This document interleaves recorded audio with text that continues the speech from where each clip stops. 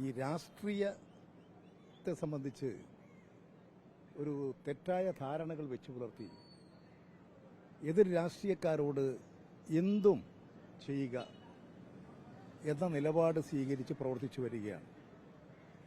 അതിന്റെ ഭാഗമായിട്ടാണ് കുഴൽനാടൻ ഈ നിയമസഭക്കകത്തും പുറത്തുമെല്ലാം നിലപാടെടുക്കുന്നത്. അദ്ദേഹം എന്താണ് ചെയ്യുന്നത് എന്ന് അദ്ദേഹത്തിന് അറിഞ്ഞുകൂടാ. ആദ്യം അദ്ദേഹം സ്വമേധയാ തന്നെ ഒരു പരിശോധന നടത്തേണ്ടതാണ്. ഇടതുപക്ഷ ജനാധിപത്യ മുന്നണിയെയും അതിന്റെ ഗവൺമെന്റിനെയും ഒരു സുശക്തമായ ഗവൺമെന്റിന് നേതൃത്വം കൊടുത്തുകൊണ്ടിരിക്കുന്ന മുഖ്യമന്ത്രിയെയും വ്യക്തിഹത്യ നടത്താനുള്ള ആസൂത്രിതമായ നീക്കത്തിന്റെ ഭാഗമായിട്ടാണ് ഈ കോടതികളിൽ ഒരു തെളിവുമില്ലാതെ അനാവശ്യ കേസുകൾ ഫയൽ ചെയ്യുന്നത്. ഇപ്പോൾ ബഹുമാനപ്പെട്ട സുപ്രീം കോടതിക്ക് തന്നെ അത് ബോധ്യമായി.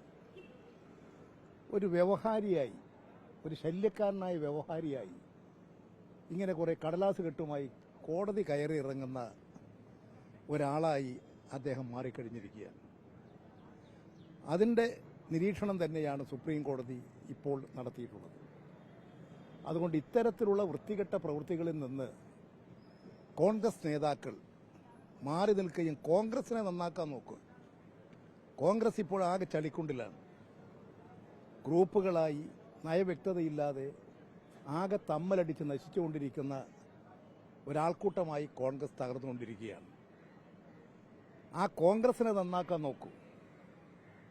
അതുകൊണ്ട് അടിസ്ഥാനരഹിതമായ ആരോപണങ്ങൾ ഉന്നയിച്ച് വ്യക്തിഹത്യ നടത്തി ഈ പ്രസ്ഥാനത്തെയും കേരളത്തിലെ ഇടതുപക്ഷ ഗവൺമെന്റിനെയും ദുർബലപ്പെടുത്താൻ കഴിയും എന്നാരും ധരിക്കരുത്.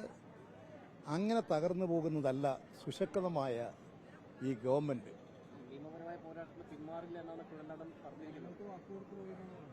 അതെ, ആർക്ക് വാക്ക്? ഏത് ജനങ്ങള്? ഇതാണ് അവരുടെ ശീലം. സുപ്രീം കോടതി പറഞ്ഞപ്പോൾ വേറെന്താ ജനങ്ങളോട് പറയുക?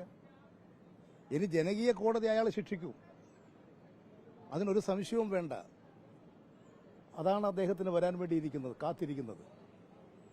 ഈ സ്വർണ്ണപ്പാളി വിഷയത്തിലെ ഹൈക്കോടതി അത് ഗുരുതരമായിട്ടുള്ള കണ്ടെത്തലാണ്. വിജിലൻസിന്റെ ഇടക്കാല റിപ്പോർട്ട് അടക്കമുള്ളത് ഒരു ADGP തല അന്വേഷണമാണ് ഇപ്പോൾ കോടതി ഉത്തരവിട്ടിരിക്കുന്നത്. കോടതി ഉത്തരവ് ഗവൺമെന്റ് പരിശോധിച്ച് ആവശ്യമായ നടപടികൾ സ്വീകരിക്കും.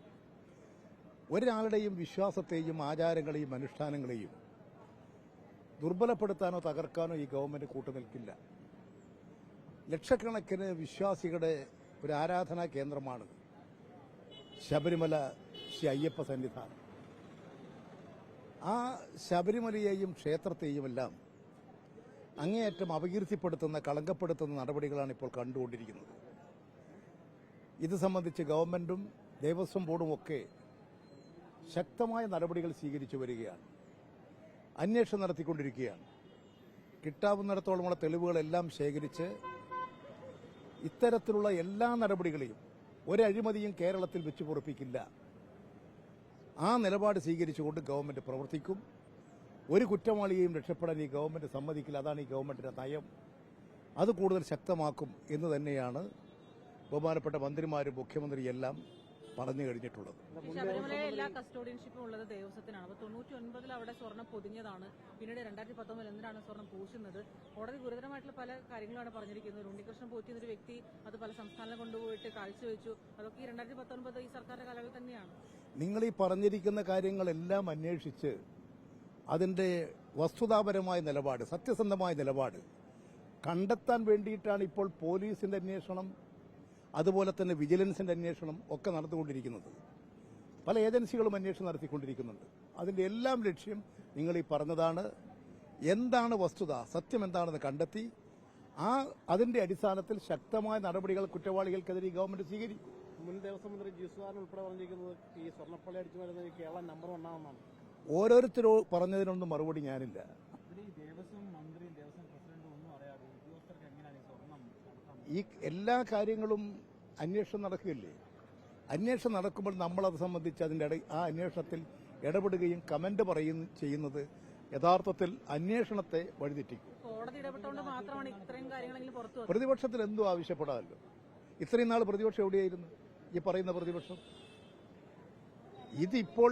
ഇതിപ്പോൾ ഈ അയ്യപ്പ സംഗമം നടന്നു അയ്യപ്പ ക്ഷേത്രവുമായി ബന്ധപ്പെട്ടുകൊണ്ട്, ശബരിമല ക്ഷേത്രവുമായി ബന്ധപ്പെട്ടുകൊണ്ട് ഒരു ലോകത്തിന്റെ മുമ്പിൽ തന്നെ കേരളം ഒരു പുതിയ ഉയർച്ചയിലേക്ക് വന്നു.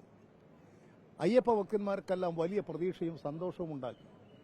അങ്ങനെ ഗവൺമെന്റിന് തന്നെ വലിയൊരു ബഹുമതിയും ആദരവും വിശ്വാസികളിലൊക്കെ ഉണ്ടായിക്കൊണ്ടിരിക്കുമ്പോൾ ആ ഘട്ടങ്ങളിലാണ് ഇത്തരമൊരു ആരോപണം ഉന്നയിക്കപ്പെട്ടത്.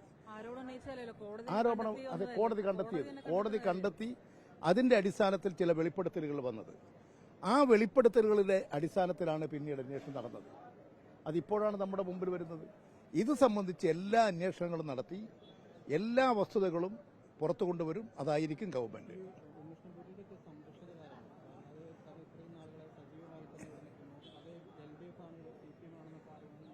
ഈ കാര്യത്തിൽ എന്നേക്കാളും അന്വേഷണാത്മകമായ പ്രവർത്തനം നടത്താൻ നിങ്ങൾക്കാണല്ലോ സാധിക്കുക.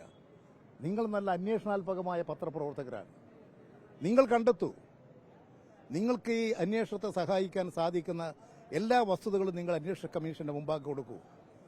അതുപോലെ തന്നെ ദേവസ്വം വിജിലൻസിന്റെ മുമ്പാകെ നിങ്ങൾ നൽകൂ. അതും ഈ അന്വേഷണത്തെ സഹായിക്കും.